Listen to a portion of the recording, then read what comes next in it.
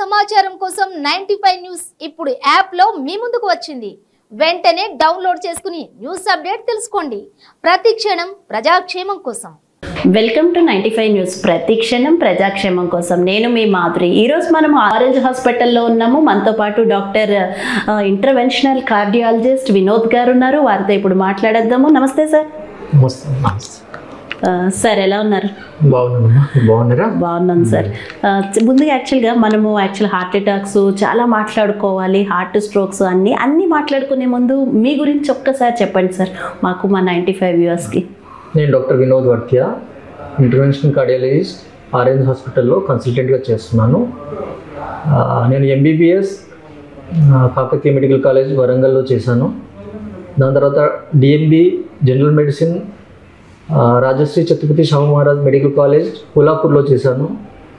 DNB cardiology Apollo Jubilee హిల్స్లో చేశాను.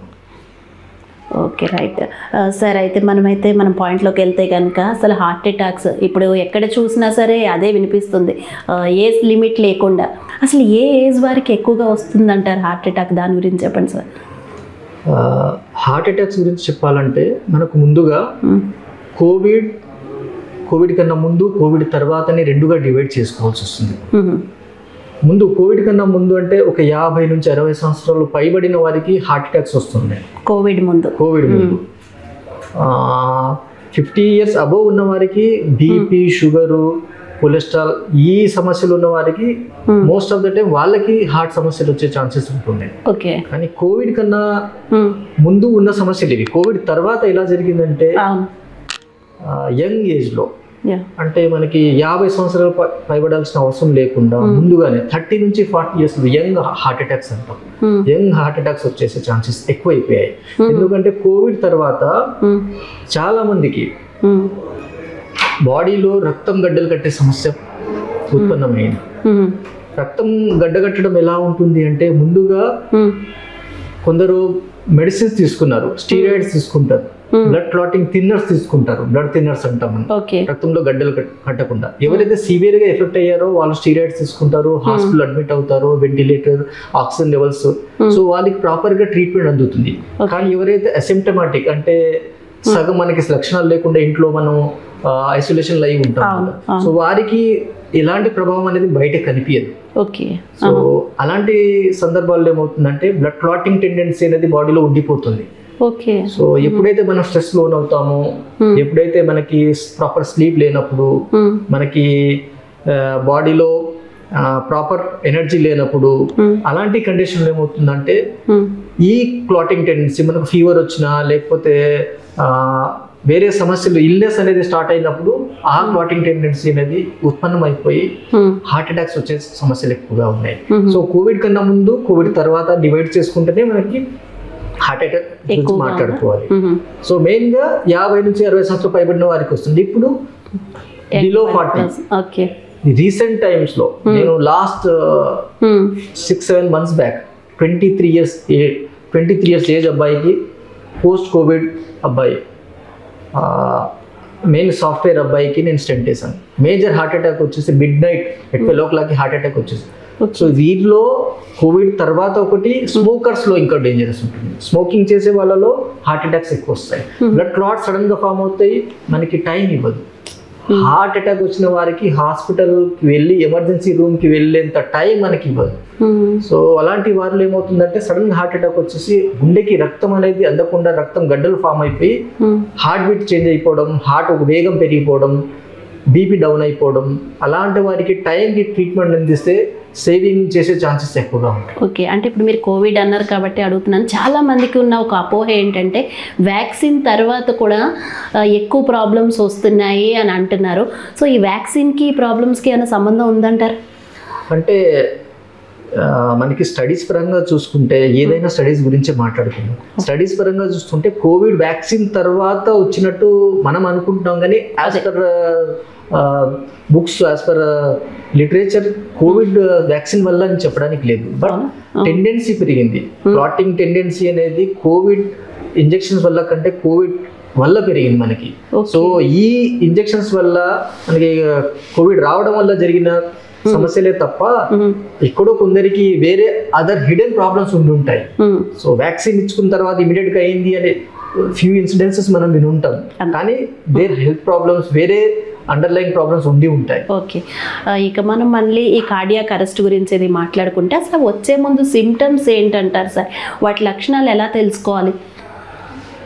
మనకు కార్డియాక్ సిమ్టమ్స్, హార్ట్ అటాక్ వచ్చే ముందు సిమ్టమ్స్ ఎలా ఉంటాయంటే, ఈ కార్డియాక్ సిమ్టమ్స్ కూడా డయాబెటిక్ ఉన్న వాళ్ళలో వేరే విధంగా ఉంటాయి, నాన్ డయాబెటిక్ ఉన్న వాళ్ళలో వేరే విధంగా ఉంటాయి.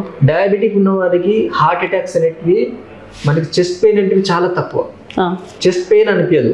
హార్ట్ అటాక్ వచ్చినప్పుడు మనకి ఛాతీలో నొప్పి అనే సమస్య అనేది చాలా తక్కువ, ఎందుకంటే అటానమిక్ నర్వస్ సిస్టమ్ అనేది మన బాడీలో పనిచేస్తుంది.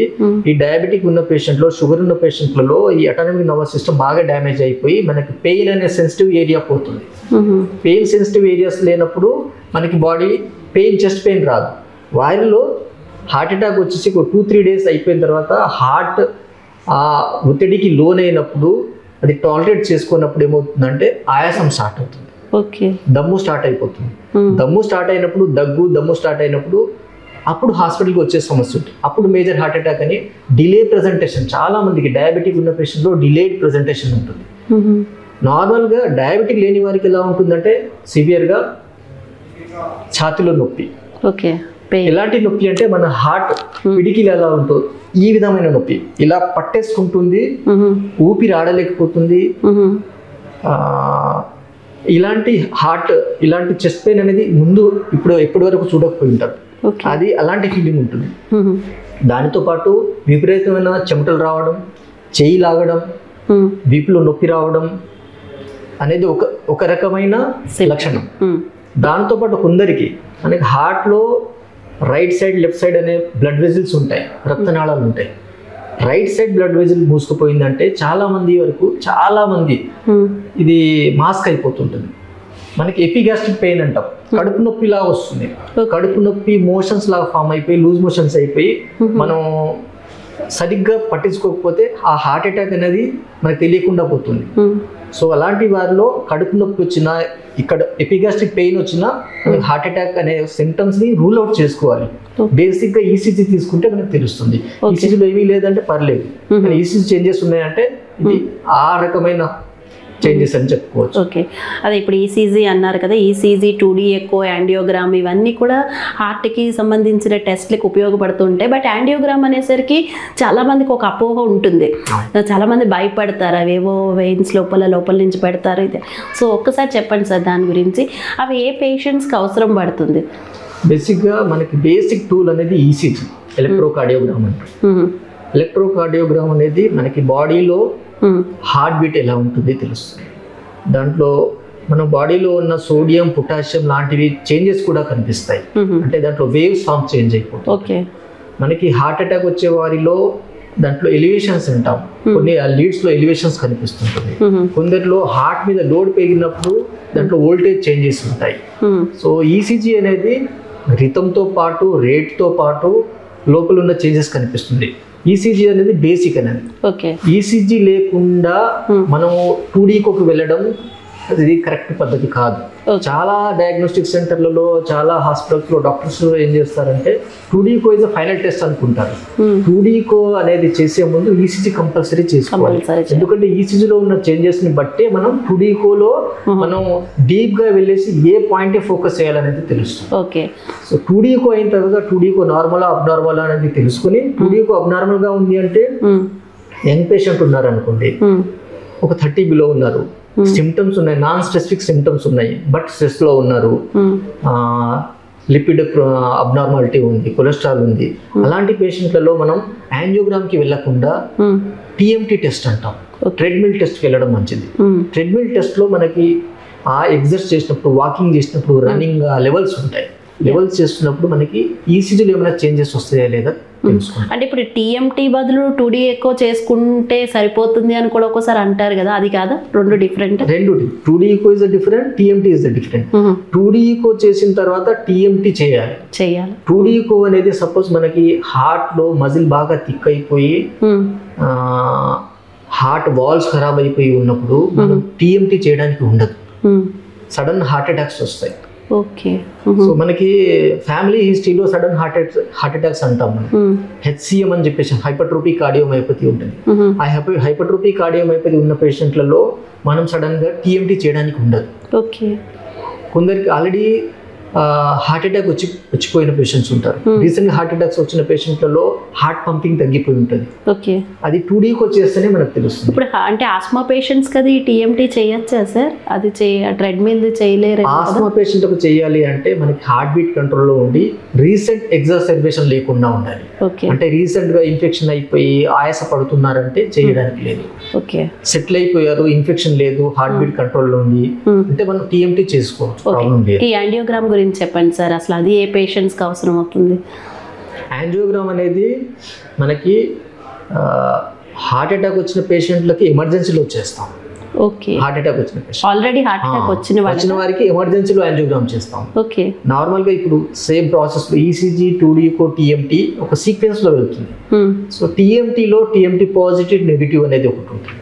టీఎంటీ పాజిటివ్ వచ్చిన వాటిలో మనం యంగ్ పేషెంట్ అయితే సిగ్నిఫికెంట్ చేంజెస్ ఉంటే యాంజియోగ్రామ్కి వెళ్తాం. టీఎంటీ పాజిటివ్ మైల్డ్ పాజిటివ్ ఉండి డౌట్ఫుల్ గా ఉన్నప్పుడు సిటీ కొరోనరీ యాంజియోగ్రామ్ అంటాం. ఓకే. సిటీ కొరోనరీ యాంజియోగ్రామ్ అంటే సిటీ స్కాన్ రూపంలోనే ఉంటుంది, కాకపోతే చేతి నుంచి ఒక ఇంజెక్షన్ ఇచ్చేసి డై ఇచ్చేసి మనం చూస్తాం. ఓకే. ఆ డై ఇచ్చినప్పుడు ఏమవుతుంది అంటే బాడీలో ఉన్న హార్ట్ లోపలికి వెళ్ళి లోపల బ్లడ్ వెజల్స్ మనకు కనిపిస్తాయి, ఆ బ్లాక్స్ అనేటివి తెలుస్తాయి. సో యంగ్ పేషెంట్లలో సిటీ యాంజియోగ్రామ్ అనేది బెస్ట్ ఆప్షన్. ఓకే. కానీ మనకు సస్పిషన్ ఎక్కువగా ఉంది, మీకు రిస్క్ ఫ్యాక్టర్స్ ఎలా ఎక్కువ ఉన్నాయి, స్మోకింగ్ ఎక్కువగా ఉంది, కొలెస్ట్రాల్ లెవెల్స్ ఎక్కువ ఉన్నాయి, ఫ్యామిలీ హిస్టరీలు ఉంది, అలాంటి కండిషన్లో డైరెక్ట్గా యాంజియోగ్రామ్ వెళ్ళినా తప్పు లేదు. ఓకే. ఇది కూడా హార్ట్ అటాక్ కూడా అంటే జెనెటిక్గా వచ్చే హెరిడిటరీది అంటారా? ఫ్యామిలీ హిస్టరీని బట్టి ఏమైనా వచ్చే ఛాన్సెస్ ఉన్నాయా, అలా ఏం లేదా? ఫ్యామిలీ హిస్టరీలో చాలా మందికి చాలా మటుకు ఫ్యామిలీ హిస్టరీలో యంగ్ ఏజ్లో హార్ట్ అటాక్స్ వచ్చేసి చనిపోయిన వారు ఉంటారు. సో వాళ్ళ ఫ్యామిలీలో రన్ అవుతుంటుంది, జెనెటిక్స్ లో రన్ అవుతుంటుంది. అలాంటి పేషెంట్లలో ముందు జాగ్రత్తగా మనకి ఈసీజీ 2D రొటీన్ టెస్ట్లు, రొటీన్ బేసిక్ టెస్ట్లు చేసుకుని రెగ్యులర్ ఫాలోఅప్ లో ఉంటే మనకి ముందు జాగ్రత్త. సపోజ్ ఈసీజీ చేంజెస్ ఉన్నాయి అంటే టీఎంటీ చేసుకుని, టీఎంటీలో చేంజెస్ ఉన్నాయంటే యాంజియోగ్రామ్ చేసుకుంటాం. యాంజియోగ్రామ్లో మైల్డ్ బ్లాక్స్ ఉన్నాయి, ముందు జాగ్రత్తగా మనం మెడిసిన్ తీసుకోవడం లేకపోతే మన లైఫ్ స్టైల్ చేంజ్ చేసుకోవడం అనేది ఉంటుంది. లేదు బ్లాక్స్ వెరీ సివియర్గా ఉన్నాయి అంటే దానికి తగ్గట్టు ట్రీట్మెంట్ తీసుకోవాలి. Okay sir. అంటే ఇప్పుడు కొంతమందికి హార్ట్ బీట్ ఎక్కువగా ఉంటుంది, ఉన్నదానికన్నా ఎక్కువ ఉందంటారు, కొంతమందికి కొంచెం తగ్గిందంటారు. అసలు హార్ట్ బీట్ అనేది ఎంత ఉండాలి? నార్మల్గా మన హ్యూమన్ బాడీలో హార్ట్ బీట్ అనేది 70 నుంచి 90 మధ్యలో, 70 నుంచి 90 మధ్యలో కాకుండా సపోజ్ హార్ట్ బీట్ 50 కంటే బిలో ఉన్నది, ఓకే, బ్రెడీకార్డియా అంటాం మనం. 50 బిలో ఉంది అంటే రీజన్స్ వెతుక్కోవాలి. హార్ట్ బీట్ ఎందుకు తక్కువగా ఉంది? హార్ట్ బీట్ తక్కువ కావడానికి రీజన్స్ ఏముంటాయంటే మెయిన్గా రీసెంట్గా హార్ట్ అటాక్ వచ్చేసి రైట్ సైడ్ హార్ట్ అటాక్ అని మాట్లాడాను. రైట్ సైడ్ హార్ట్ అటాక్ ఉన్న వాళ్ళలో అరిథీమియాస్ వచ్చేసి హార్ట్ బీట్ స్లో అయిపోతుంది. ఓకే. ఎందుకంటే రైట్ సైడ్ అనేది మనకి హార్ట్ లోపల ఉన్న మనకి పేస్ మేకర్ ఉంటుంది, ఎస్ఏ నోడ్ ఉంటుంది, ఏవి నోడ్ ఉంటుంది, బ్యాటరీ ఉంటుంది, మనకి ఇన్బిల్డ్ బ్యాటరీ ఉంటుంది. ఆ బ్యాటరీలో ఏమైనా డిస్టర్బెన్స్ చేస్తే హార్ట్ బీట్ తగ్గిపోతుంది. ఎప్పుడైతే బ్లడ్ సప్లై చేసే రక్తనాళానికి మనకి బ్లడ్ క్లాట్ వచ్చేసి అది బంద్ అయిపోతుందో, క్లోజ్ అయిపోతుందో, దానికి హార్ట్ అటాక్ వస్తుందో అప్పుడు హార్ట్ బీట్ స్లో అయిపోతుంది. Okay. So heart beat slow అయిపోయి టెంపరీ పేస్ మేకర్ అని చెప్పేసి వినుంటారు మీరు. సో పేస్ మేకర్ అనేది టెంపరీగా వేసుకొని ఆ బ్లాక్ ని క్లియర్ చేసుకుంటే ఆ హార్ట్ బీట్ ని సెట్ చేస్తాం. అంటే కొంతమందికి 110, 120 అలా కొంచెం మాక్సిమం ఉంటుంది. ఈ బ్రెడీకార్డియా గురించి హార్ట్ బీట్ స్లో ఉన్న వారిలో ఇది, థైరాయిడ్ ప్రాబ్లం ఉన్న వారిలో కూడా హార్ట్ బీట్ స్లోగా ఉంటుంది. థైరాయిడ్ హైపోథైరాయిడిజం అంటాం. థైరాయిడ్ లెవెల్స్ బాగా తగ్గిపోయి ఉంటే హార్ట్ బీట్ స్లో అవుతుంది. ఇప్పుడు థైరాయిడ్ టాబ్లెట్స్ తీసుకొని మనకి టెస్ట్ చేయించుకొని దానికి తగ్గట్టు మోతాదులో టాబ్లెట్స్ తీసుకుంటే ఆ హార్ట్ బీట్ కంట్రోల్ అవ్వచ్చు. ఓకే. టెకికార్డియా అన్నాం. హార్ట్ బీట్ ఎప్పుడైతే మనకి 100 కంటే పైన ఉంటుందో దాన్ని టెకికార్డియా అంటాం. ఈ కండిషన్స్ ఎవరికి వస్తాయంటే మెయిన్గా యాంగ్జైటీ ఉన్న పేషెంట్లలో, స్ట్రెస్లో ఉంటారు. యాక్చువల్గా బాడీలో ఫిజికల్గా బాడీలో ఎలాంటి సమస్యలు ఉండవు, మెయిన్ మెంటల్లీ స్ట్రెస్లో ఉంటారు. యాంగ్జైటీ ఉన్న వారిలో హార్ట్ బీట్ ఎక్కువగా ఉంటుంది. థైరాయిడ్ ప్రాబ్లం ఉన్న వారిలో హార్ట్ బీట్ ఎక్కువగా ఉంటుంది. ఇంతకుముందు మాట్లాడింది థైరాయిడ్ తక్కువగా ఉన్న వారిలో, హైపర్ థైరాయిడిజం ఉన్న వారిలో హార్ట్ బీట్ ఎక్కువగా ఉంటుంది. దానితో పాటు బీపీ ఉండేసి బీపీ మెడిసిన్ సరిగ్గా వేసుకోకపోతే బీపీ కంట్రోల్ లేనప్పుడు కూడా హార్ట్ బీట్ ఎక్కువగా ఉంటుంది. హార్ట్ అటాక్స్ వచ్చిన వాళ్ళలో హార్ట్ బీట్ ఎక్కువగా ఉంటుంది. దాంతోపాటు మనకు వాల్స్ ఏమైనా మూసుకుపోయినాయి, బాడీలో మనకి ఆర్టరీస్తో పాటు వాల్స్ ఉంటాయి. ఆ వాల్స్ లోపల, ఆ కిటికీల లోపల ఏమైనా ప్రాబ్లం వచ్చేసి పుట్టుకతో కొందరికి వాల్స్ ప్రాబ్లమ్స్ ఉంటాయి. అవి మూసుకుపోయినప్పుడు, లీక్ అయినప్పుడు హార్ట్ మీద లోడ్ పెరిగేసి అప్పుడు మీకు హార్ట్ బీట్ పెరిగిపోయి మనకు 110, 110 ఆ రేంజ్లో ఉంటుంది హార్ట్ బీట్కి సంబంధించి. సో దానికి తగ్గట్టు మనం ప్రాపర్ చెకప్ చేయించుకొని దానికి తగ్గట్టు ట్రీట్మెంట్ తీసుకుంటే కంట్రోల్ చేసుకున్నట్టు. ఓకే, అసలు హార్ట్ సర్జరీస్ ఎప్పుడు అవసరం అవుతాయి సార్? అంటే స్టంట్స్ ఎప్పుడు వేస్తారు, బ్లాక్స్, ఇవన్నీ వాటి గురించి కూడా ఒకసారి చెప్పండి సార్. మనకు మెయిన్గా హార్ట్ సర్జరీ గురించి మాట్లాడుకోవాలంటే యాంజియోగ్రామ్ చేసాము. యాంజియోగ్రామ్లో మనకి బ్లాక్స్ కనిపించాయి. నార్మల్గా బ్లాక్స్ ఉన్నప్పుడు ప్రతి పేషెంట్కి స్టెంట్ వేయాలి. నార్మల్గా 70% అబోవ్ బ్లాక్ అనేది ల్యూమినల్ సైజ్కి 70% కంటే ఎక్కువ ల్యూమినల్ ఏరియా అనేది లాస్ అయిపోయి ఆ ఏరియా తగ్గిపోతుందో అప్పుడు మనం బ్లడ్ ఫ్లో అనేది కాంప్రమైజ్ అయిపోతుంది. 70% బ్లాక్ ఉన్నప్పుడు ఓకే, కాంప్రమైజ్ అయిపోయి డిజిటల్ పార్టీకి బ్లడ్ సప్లై అందక, హార్ట్ మజిల్కి బ్లడ్ సప్లై అందక అది కాంప్రమైజ్ అయిపోయి ఆయాసము, చెస్ట్ పెయిన్ అనేది వస్తుంది. అలాంటి కండిషన్లో 70% అబోవ్ ఉన్న వారికి మనం స్టెంట్ అనేది స్ప్రింగ్ లాంటిది, అది ఆ ఏరియాకి బెలూన్ చేసి ఆ స్ప్రింగ్ ఏర్పాటు చేసి దానికి డైలేట్ చేసేస్తే ఫ్లో అనేది ఎస్టాబ్లిష్ అయిపోతుంది. దాంతోపాటు మెడిసిన్స్ తీసుకుంటే అది రెగ్యులర్ అయిపోతుంది. ఇది స్టెంటింగ్. ఈ స్టెంటింగ్ అనేది ఎలెక్టివ్ స్టెంటింగ్ అంటాము, ఎమర్జెన్సీ స్టెంటింగ్ అంటాము. ఎప్పుడైతే బాడీలో బ్లడ్ క్లాట్ వచ్చేసి బ్లాక్ 70% ఉంది, 70% ఉన్న బ్లాక్కి సడన్గా బ్లడ్ క్లాట్స్ ఫామ్ అయ్యాయి. బ్లడ్ క్లాట్స్ ఫామ్ అవ్వడానికి రీజన్స్ ఏముంటాయి? స్మోకింగ్ చేస్తున్నారు, డయాబెటీస్ కంట్రోల్లో లేదు, షుగర్ లెవెల్స్ హైలో ఉన్నాయి, స్ట్రెస్లో ఉన్నారు, స్లీపింగ్ అడిక్వేట్గా లేదు. అలాంటి కండిషన్ క్లాట్ ఫామ్ అయిపోయి ఏదైతే 70% బ్లాక్ ఉంటుందో ఆ బ్లాక్ మధ్యలో ఇరుక్కొని ఆ ఏరియా బంద్ అయిపోతుంది. అది మేజర్ హార్ట్ అటాక్ అంటాం. ఓకే, ఆ మేజర్ హార్ట్ అటాక్ వచ్చినప్పుడు ఆ ఏరియాని మనం బెలూన్తో క్లీన్ చేసేసి అక్కడ స్టెంట్ వేస్తే ఆ ఏరియాకి బ్లడ్ సప్లై అందుతుంది. ఇది యాంజియోగ్రామ్ తర్వాత ఎమర్జెన్సీ స్టెంటింగ్, ఎలెక్టివ్ స్టెంటింగ్ అంటాం. ఇది కాకుండా సర్జరీస్, హార్ట్ రిలేటెడ్ సర్జరీస్ ఎలా ఉంటాయంటే పుట్టుకతో వచ్చిన గుండెకు సంబంధించిన వ్యాధులు ఉంటాయి చిన్నపిల్లల్లో. హార్ట్లో హోల్ అంటాం మనం, ఏఎస్డి అంటాం, బిఎస్డి అంటాం, పీడి అంటాం, చిన్న పుట్టుకతో వచ్చినవి. సో వాటి సైజుని బట్టి 2 రకాల ఆపరేషన్స్ ఉంటాయి. ఒకటి ఓపెన్ హార్ట్ సర్జరీ ఉంటుంది, ఇంకొకటి మన కాలు దగ్గర నుంచి నరం నుంచి మనం చేయొచ్చు. ఓకే, సో అది ఆ సైజ్ ఎక్కువగా ఉంటుందంటే మనం ఆపరేషన్కి వెళ్ళాల్సి వస్తుంది, మేజర్ ఓపెన్ హార్ట్ సర్జరీకి వెళ్ళాల్సి వస్తుంది. సైజ్ చిన్నగా ఉంది అంటే మనం కాలు దగ్గర నుంచి బటన్ వేసేస్తాం, బటన్ వేసేస్తే సరిపోతుంది. ఇది మైనర్ సర్జరీస్ కిందకి లెక్క వస్తాయి. ఓపెన్ హార్ట్ సర్జరీ గురించి మాట్లాడాలంటే హార్ట్ అటాక్ వచ్చిన పేషెంట్లలో మనకి 2 కంటే ఎక్కువ మేజర్ బ్లాక్స్ ఉన్నాయి, వాటికి స్టెంటింగ్ చేయడానికి అవకాశం లేదు. మల్టిపుల్ బ్లాక్స్ ఉన్నాయి, మల్టిపుల్ స్టెంట్స్ వేయాల్సి వస్తుంది. కొందరికి స్టెంట్స్ వేయడానికి కూడా అనుకూలంగా లేనప్పుడు బైపాస్ సర్జరీ అంటాం, ఓపెన్ హార్ట్ సర్జరీ అంటాం. సో అలాంటి కండిషన్లో స్టెంటింగ్కి అనుకూలంగా లేకుండా స్టెంటింగ్ ఎక్కువగా అవసరం పడుతుంది అన్నప్పుడు బైపాస్కి వెళ్ళిపోతే స్టెంటింగ్ తక్కువగా అయిపోయి మనకు బైపాస్ నుంచి పేషెంట్ తొందరగా బయటపడే ఛాన్సెస్ ఉంటాయి. సో బైపాస్ అనేది వారికి. అలా కాకుండా వాల్వ్ సమస్య ఉంటుంది. వాల్వ్స్ అనేటివి పుట్టుకతో కొన్ని వాల్వ్స్ క్యాల్సిఫికేషన్ వచ్చేస్తుంటుంది, కాల్షియం వచ్చేస్తుంది. ఏజ్ ఎక్కువ 70 years అబోవ్ ఉన్న వారిలో అఔటిక్ వాల్ సమస్యలు ఎక్కువ ఉంటాయి. సో అఔటిక్ వాల్ అనేది మనకి హార్ట్కి మెయిన్గా బ్లడ్ సప్లైని, బ్లడ్ ఫ్లోని బయటకు పంపించే అఔటిక్ వాల్.